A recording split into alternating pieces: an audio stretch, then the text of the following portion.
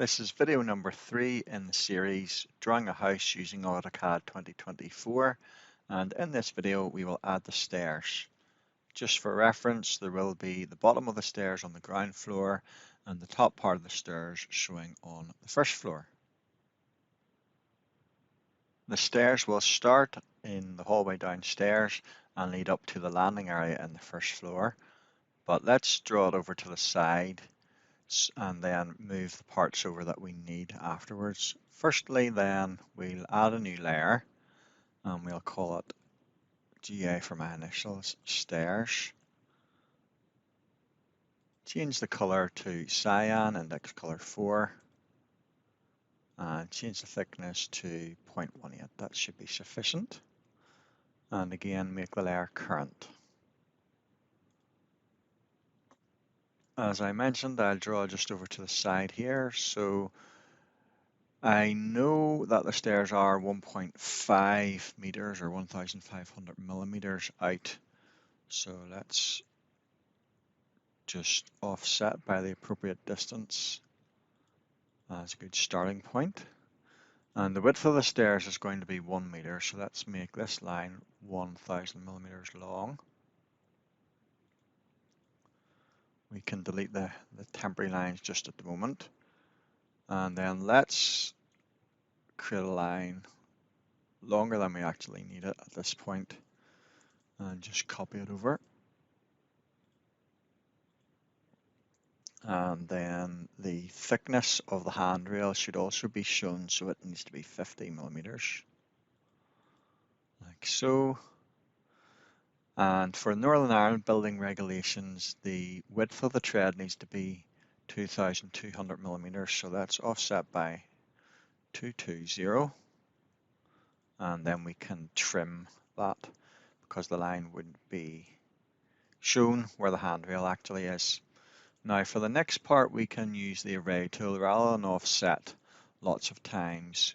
The array tool is quicker, so 1 column and 13 rows, there will be 14 risers in total, and the distance between them will be 220. We can make sure that these are not associative, so make sure that is deselected, not highlighted in light blue like that. Make sure it's deselected, and then we can click on close array. So just count 1, 2, 3, 4, 5, 6, 7, 8, 9, 10, 11, 12, 13, 14. So just to be doubly sure we've got that right. Now we can use the fillet tool. So you may need to make sure that the radius is set at 0. As default, it sometimes shows it as a different distance. And we can fillet the corners of these lines off just quite quickly like this. And another element is very useful if you add on some numbers just for the treads to make sure that things are drawn consistently. So I'm going to add multi-line text, and just down at the bottom here, draw a window and type in 1 for the first tread at this point. Now it looks like it's disappeared, but we can change the properties. So let's make the height of that 50 and make the justification bottom left. We can lift that and move it down to the bottom using the grip point. And then we want to move it up by 25 and over by 25. And that should suffice. Now again, we can use the array tool here, and 1 column, and this time 14 rows, and the distance between is 220 once more. And then we can close the array again, making sure that it's not associative. If it is associative, it creates a group out of all those numbers, and we don't want that. We want it to be editable afterwards. So double click to get into edit, double click to select 1 and change it to 2. And we just keep going with each of the numbers that way. 3, 4,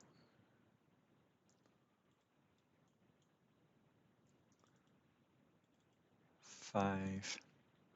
Making sure that you don't miss any out on the way. It does take a little bit of time just to do this, but it's very useful once you have it done.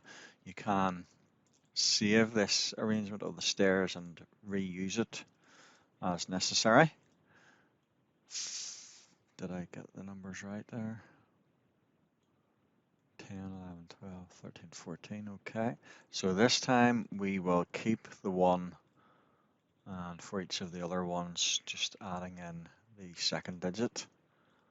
12 this time, 13, and then lastly 14.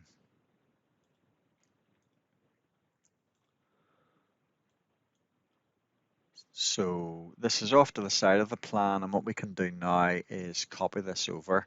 Well, actually, technically, we don't really need that line because we're going to be butting it up against the wall here and the wall there.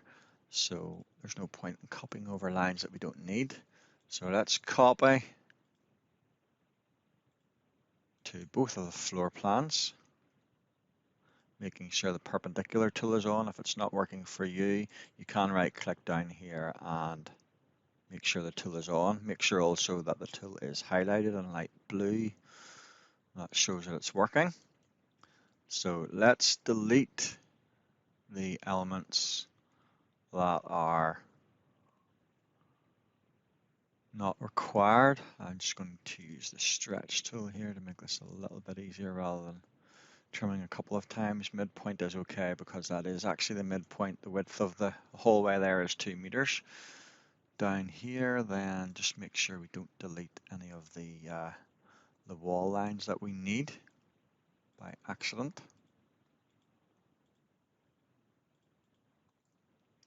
And then definitely in this case, the trim tool could be rather confusing. So let's just use the stretch tool to put that there like that. One more thing then is to add an arrow to show the direction that the stairs are going in. Again, just making sure we are doing all of this drawing on the stairs layer. So we'll choose an angle of 45 degrees and let's make the length of the line 200. And then we can mirror that. And then we can copy it over to the bottom section of the stairs here, like so. So in this case, the up arrow is showing in both cases, in both floors, the up arrow is showing.